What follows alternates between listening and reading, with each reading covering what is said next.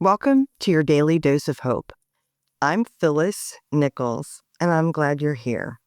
Today, I'm going to reflect back a little bit and share some things that have happened since I started this daily dose of hope. It was actually 8 weeks ago now that we've been doing this, and I've been sharing a post on Monday through Friday. And, obviously it's about hope and hopefulness and how it can help us in moments big and small in our lives. And since then, many people actually have reached out to let me know that they found this encouraging or that they've enjoyed a specific episode, and they've even shared really good ideas and suggestions. And I just wanted to let you know that I really appreciate the feedback and the encouragement. It really means a lot. And it's been really rewarding to hear that it's helping some other people, or at least giving you a smile and a bright spot maybe for a few minutes in the day. Some other questions have come up, though, about why I started doing this. Why did I choose hope, and the inspiration behind this, or the thinking behind it, and why I decided to do it. The main two things that people ask me are why hope and why a podcast. The second part's probably the easiest to answer, which is because podcasting is really familiar to me. If you don't know, my husband and I own a podcast production company called Sound Advice Strategies. So I knew how to do this. I knew it would be easy for me. I had all the equipment and everything I needed to get started. Essentially it was frictionless, right? I didn't have to learn anything new. I didn't have to acquire new resources.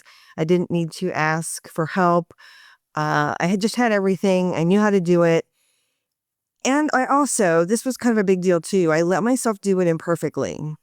So for example, in the very beginning, I made a cover image that's required in podcasting. I just made it in Canva, and, it was not great. I'm not a graphic design artist, and you can tell. Anyway, since then, I've had it upgraded with my designer who does do good work. But, I knew just to get started, I just had to be okay with doing things really easily and quickly, and then, hopefully continuing to improve and iterate from there.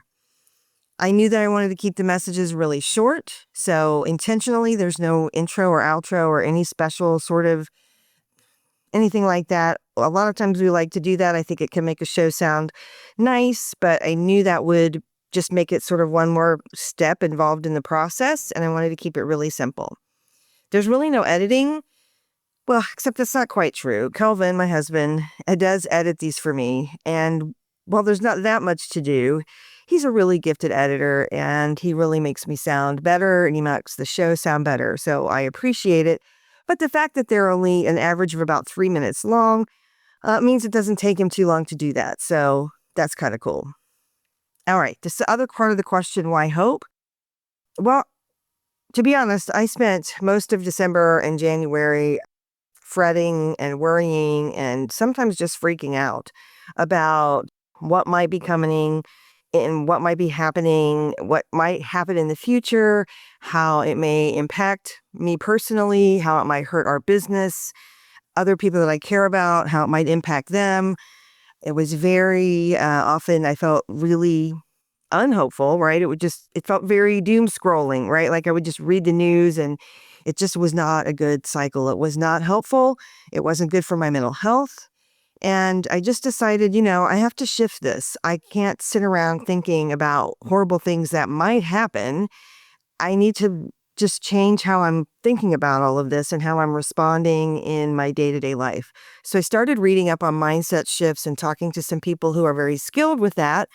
And hope was a recurring theme. Embracing hope, understanding how it helps us, understanding why it's so important to nurture hope, especially when things aren't perfect or when there are things that are not maybe going the way you'd like for them to. The name of the show, The Daily Dose of Hope, kind of came to me, seemed pretty simple and straightforward, and I looked it up, and I could get the URL, yourdailydoseofhope.com. So I thought, well, okay, I'm just going to go for it then. That's how I did it. I didn't really ponder it for too long. I knew if I started making a list of reasons or trying to research other names, it would just be a reason to postpone things. So I just didn't do that. So the bottom line is I wanted to change my own mindset, and this has helped me immensely, and I hope it's helped you too. Sitting down and writing these and recording these is definitely a bright spot in my day, and I hope that you feel the same.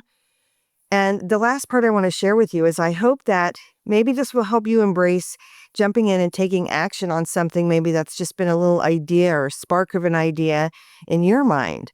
I could be making lists and writing up a launch plan and all those kinds of things, which is work I really enjoy doing. I like doing that stuff. I help clients do those kinds of things. But I knew if I kind of went down that rabbit hole, it probably that wouldn't happen, right? So I just wanted to hit record and get going, which is what I did. What do you feel inspired to do? Have you got this little spark of creativity that keeps bugging you? How can you make it easy? How can you make it frictionless? What can you use that you already have? I just believe that when we say yes, when inspiration hits, it just allows us to let good things happen in our life. I thank you for listening. I hope that if you find this fun or helpful or interesting, that you would share it with somebody else. And I'd love to help more people find a little bit of hope. Here's to a great day today and an even better tomorrow. Thanks for being here.